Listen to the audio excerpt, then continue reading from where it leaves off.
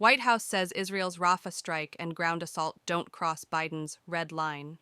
As Israeli forces pushed deeper into Rafah just days after an airstrike sparked a major fire that killed dozens of Palestinians, the White House said that its ally had not crossed the Biden administration's red line. Israeli tanks were seen entering central Rafah for the first time Tuesday, as global condemnation mounted over the deaths in a crowded tent camp for displaced civilians, and as U.S. aid deliveries to Gaza by sea were suspended after damage to its temporary pier.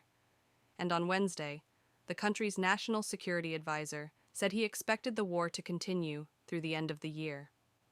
But U.S. National Security Council spokesman John Kirby told reporters at a briefing that the U.S. was not turning a blind eye to Israel's operations in the southern Gaza city, from which around 1 million Palestinians have fled in recent weeks. He said the Biden administration did not believe Israel's actions in Rafah so far represented a major ground operation that would violate President Joe Biden's warnings and trigger a change in U.S. policy, including a threatened halt to weapons shipments. A major ground operation is, thousands and thousands of troops moving in a maneuvered, concentrated, coordinated way against a variety of targets on the ground, he said.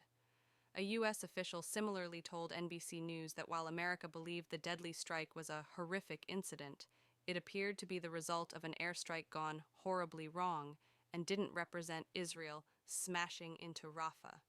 Biden told CNN earlier this month, "I made it clear that if they go into Rafah, they haven't gone in Rafah yet.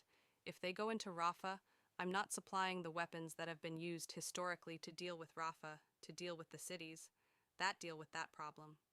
Asked by NBC News' Gabe Gutierrez how Israeli tanks appearing to near central Gaza did not represent a full-scale ground operation, Kirby said Israeli officials had maintained that their tanks were moving along the Philadelphia corridor, a key strategic strip of land running along the Egypt-Gaza border, and not in the town proper. "That's what the Israelis have said," Kirby responded. "We're going based on what the Israelis are telling us and what they're saying publicly, and what we're able to discern as best we can." Kirby's comments came just days after the Israeli airstrike sparked the fire that tore through the tent camp in Rafah's Tal al-Sultan neighborhood, killing at least 45 people, including children, according to local health officials. Hala Rarit, a U.S. diplomat and veteran Foreign Service officer who resigned from the State Department last month in protest over Washington's policy on Israel's war in Gaza, said she felt the Biden administration was now trying to wiggle their way out of this latest shift on what constitutes a red line. "The point of the president saying population centers were a red line is to avoid mass civilian casualties," she said in a phone interview with NBC News on Wednesday. "Whether they're going in by tanks or it's happening via bombs coming from the air, are we really trying to mince words?" The attack on the tent camp has added to growing international pressure after the United Nations top court ordered Israel to halt its offensive in Rafah.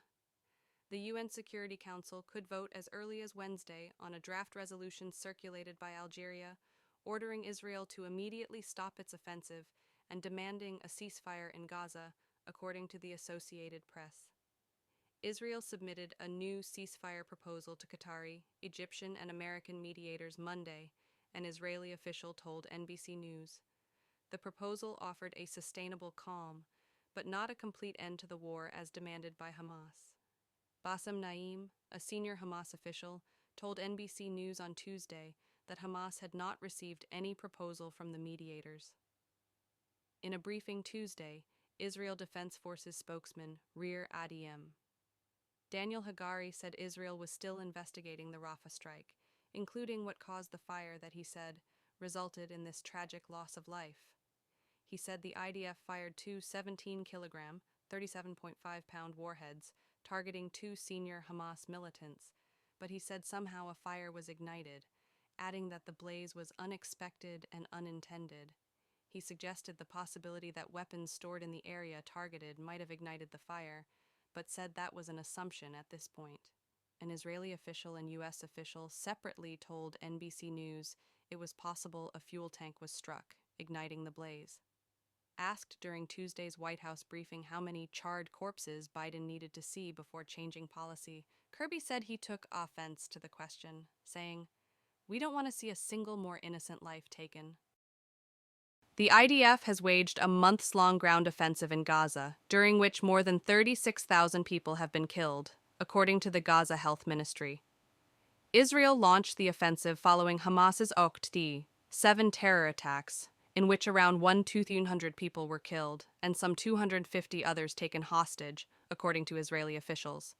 Some 125 people are believed to remain held in Gaza, with at least around a third believed to be dead.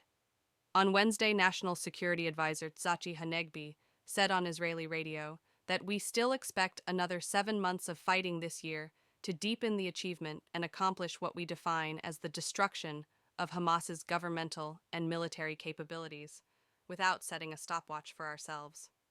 Biden's warning over the U.S. red line is reminiscent of former President Barack Obama's own use of the phrase in August 2012, when he issued a warning over the use of chemical weapons in the Syrian civil war.